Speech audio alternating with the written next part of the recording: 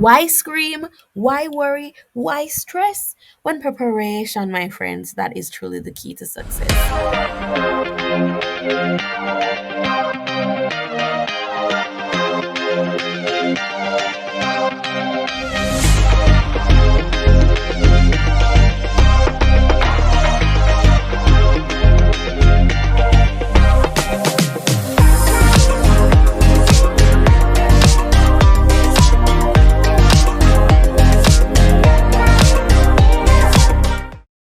Hola, hola! Welcome back to another video. Soy Senorita Spanish, and I'm here to help you with all your CSEC Spanish needs. If it's your first time here, thank you for stopping by. Go ahead and check out all the other content I have here available on my channel because it's all there for you. This is the third video that is focusing on letter writing. As you know, paper 2 is right around the corner, and we don't want to waste our time being anxious and worrisome when we can just be focusing on preparing as best as we can. As you know, in paper 2, the letter is one of four components on which you'll be tested. You'll be given situations, dialogue, a letter, and a reading comprehension. So, the letter is definitely one of those skills that we need to be practicing. It tests primarily the writing skill, and it's 30 marks. We do not want to forfeit a 30-mark question. As a matter of fact, that is not even in the running. We are not going to do that. We have to enter the exam prepared, confident, equipped, all of the above. And if you're not feeling any of those things, that's okay, but we have to start somewhere. So today we're going to be focusing on May 2023. This is what it reads. You have just returned from eating at a new restaurant. Write a letter to your Guatemalan friend Enrique about your experience. Be sure to include why, when, and with whom you went to the restaurant. Details about the restaurant and what you ordered. Something interesting that happened and your reaction. Plans to return to that restaurant with Enrique when he visits. So these are the four cues that you are expected to include in your letter. No, a letter is not a paragraph. And I say this because many students do not understand that you have to have the parts of a letter for it to even equate to a letter. What are the parts of the letter, you might be asking me? They include the city and the date right at the right top hand corner of your page. You should also have opening lines like Dear Luis, Dear Mateo if it's a girl, we need to have querida and not querido. We also need to include our opening lines like Hola, ¿cómo estás? ¿Qué tal? Espero que estés bien. All of these opening lines and more, many useful phrases are all available in another video that is called CSEC Spanish letter writing, useful phrases when writing. You can go ahead and click on the link. It's in the description box right here for you to familiarize yourself with how to write a letter. What will you need? What are some phrases that you can use? What are the parts of the letter? These are for you to begin equipping yourselves with all of the vocabulary and the format and the structure that you need prior to even attempting any of the questions. So go ahead and check out this video and come right back so that we can practice this particular question together. So as I read before, these are the cues that we are to include in this letter. And as you can see, it's a restaurant scene where we are writing about our experience. And let me tell you, you cannot leave out any of these cues and expect to gain full marks. You have to have every detail. All right, so we are to include why, when, with whom we went to the restaurant, details about the restaurant. It could be maybe about the food, about the environment and the staff, something interesting that happened, anything at all, and your reaction to that event. And then your plans to return to that restaurant with Enrique, the person to whom you're writing, when he visits. Let us jump right into this response. So, of course, the first thing that we need is our city and our date. which should both be located at the top right hand corner of your page. So I have selected Georgetown as my city. Now I have to reiterate this. You do not need an actual address. You don't need to write 22 Savannah Muse or Meadows or Village or Town or none of the above. We don't need the avenue. We don't need anything of the sort. We only need a city, whether that city is Madrid, Barcelona, Paris, Montego Bay, Georgetown, Kingston, any city in the world, and then your date in Spanish. Then we need dare. And of course, we're writing to Enrique. Enrique is a boy, and so we need querido. Querido Enrique. And this should be followed by a colon. Don't ask me why. That is what CSEC requires. After which, we're going to have our introductory paragraph. So that is the first paragraph that you see right here. And this paragraph basically entails your greeting, your opening lines, and your reason for writing. So I have said, Hola mi amigo, ¿cómo estás? Espero que tú y tu familia estén muy bien. Te escribo para decirte sobre un nuevo restaurante en mi ciudad que se llama Carmelitos. Hi, my friend, how are you? I hope that you and your family are well. I'm writing you in order to tell you about a new restaurant in my city that is called Carmelitos. The next thing we're going to do is begin our first cue. And if we were to go back, the first cue is why, when, and with whom you went to the restaurant. Now, you'll notice that I have written my letter in paragraphs. This helps the examiner to be able to just look at your letter and know that you have already identified each point. So it helps with the cohesion, it helps with the presentation, it also helps you to sequence your ideas properly and to ensure that you have answered everything. So my first real paragraph begins with primero, and it's in red right there. It's something I want to highlight to you. It's a great word to use for your first point. Primero means first or firstly. So primero, fui allí ayer por la noche con mi novia Ana para celebrar su cumpleaños y probar la comida. Firstly, I went there yesterday in the night with my girlfriend Anna in order to celebrate her birthday and to try the food. Now that we have answered the first point, and as you can see, the first point is written in one sentence: where you went, when you went there, with whom, and why.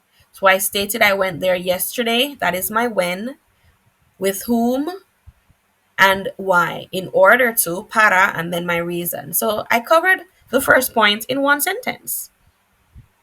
Now, the second point was details about the restaurant and what you ordered.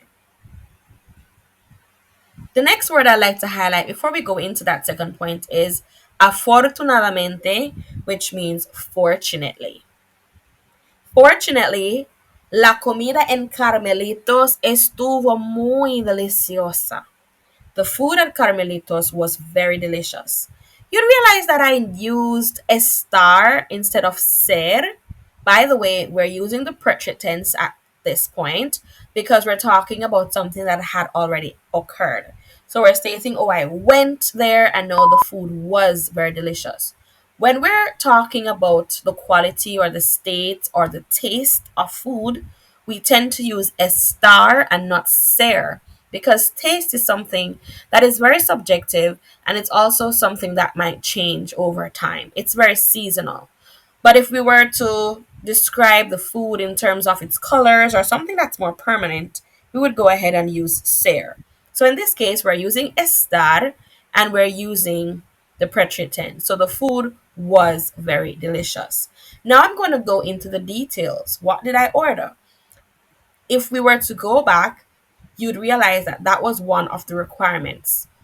They want to know what we ordered. So I use a nice setup phrase to state, oh, the food was very good, very delicious. And now we're going to recall what exactly it was that we ordered. To say I ordered, we need yo pedí.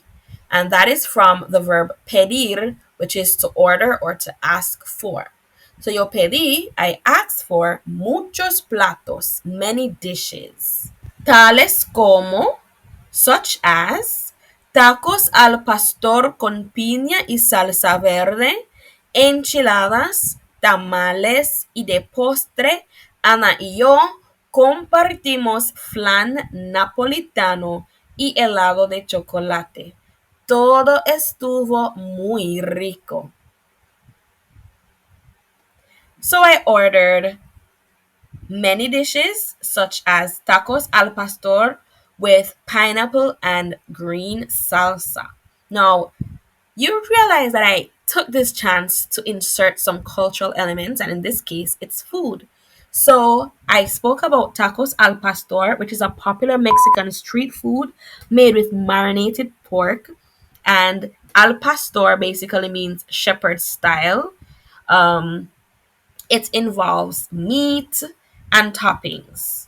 Then we have enchiladas, which is another popular Spanish dish, tamales, and then I mentioned dessert. And for dessert, Anna and I shared Napoleon flan, which is basically like a cheesecake meat flan hybrid. It's really good. It's a baked custard with eggs and milk and cheese. It's very popular in Mexico. And so we included it as a cultural element, and then chocolate ice cream. And I ended this section of talking about the food with another transitional line. Everything was the same was from up here, very delicious, rich. Now, Spanish persons love to use rico instead of delicioso. It's actually more popular than delicioso. So rico is a synonym for delicioso. It means rich in taste, delicious. So everything was delicious. Now, you notice that the instructions asked us for details about the restaurant, not just about the food. So I decided to include more details about the restaurant on a whole. So that leads us to the next line. También me gustó mucho el restaurante por su ambiente tan acogedor y moderno y por el personal que fue amable y rápido. So I said, I also really liked the restaurant for its very cozy, welcoming environment, modern environment, and for the staff that were friendly and quick. Let's move on to the next cue. We're doing well so far. We have already gone through two cues. So the next cue is something interesting that happened and your reaction. Now, this is something that I realize is a very popular cue in all your letters. Though your letters might differ in terms of the scenario which you're given, this third cue is so repetitive. They're always asking you about something interesting that happened and your reaction to it. So you have to practice writing in the present tense different reactions. I was happy, I was sad, I was surprised, I was excited, I cried, I screamed. Practice all of those in anticipation for a cue such as this one, because I promise you it will be there. Now let's look at what I did for this section. As you can see, we started another paragraph. Sabes que? That is our next word of the day, phrase of the day situation. Sabes que means guess what? So, ¿sabes qué? Cuando hice la reservación, le dije al recepcionista que era el cumpleaños de mi novia y por eso todo el personal cantó la canción de cumpleaños para ella y trajo a la mesa una torta con velas para soplar. ¡Qué sorpresa! Ana estaba muy emocionada y me sentí muy agradecido y le di al camarero una buena propina. So that is my response to Q3. But let's talk about what it's actually saying. So we started off by saying, guess what? When I made the reservation, I told the receptionist that it was my girlfriend's birthday. And because of this, all of the staff sang the happy birthday song for her and brought to the table a cake with candles to blow out. What a surprise! And I was very excited and I felt very thankful and gave the waiter a good tip. So that summarizes the interesting thing that happened and my reaction to it. So the last cue entails our plans to return to that restaurant with Enrique, the person to whom we're writing, when he visits. And this is usually just a one line to state, oh, I plan to return here with you in the future. So, of course, we're starting our final paragraph. Fue un día espectacular. It was a spectacular day.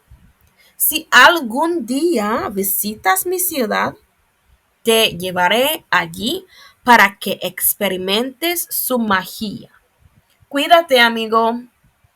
So, if one day you visit my city, I will bring you there in order for you to experience its magic. Take care, my friend.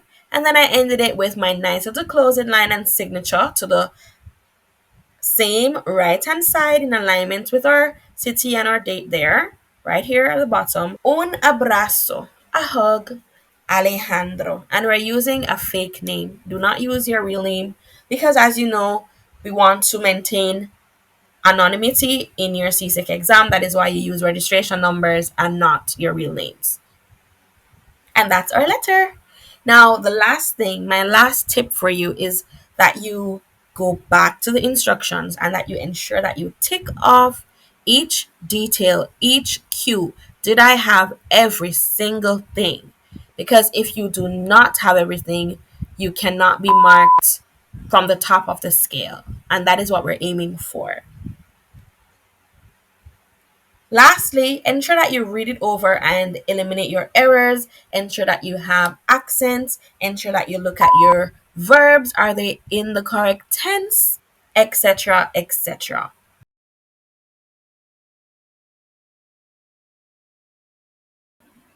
Remember, it's always good to Ensure check that you your work note the because you words never in know red what and mistakes you any could other have word or made phrase that along the you way. would like to extract from this letter, And all the best as you continue to prepare for your exams.